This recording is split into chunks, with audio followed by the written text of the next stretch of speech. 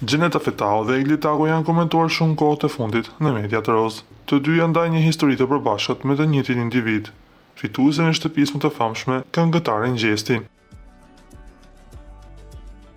E pyetën në një intervistë sa e meriton Egli të jetë modele, Gjeneta Fetau la me gojë të hapur fancat të Eglit. Gjeneta theksoi se për modele ja jep notën 5, kurse për këngëtare notën 10. Pra për muzikë, Gjeneta e jep dorën Eglit duke i dhënë pikët maksimale, ndërsa nga ana tjetër e thumbon atë si një modele duke i dhënë notën 5.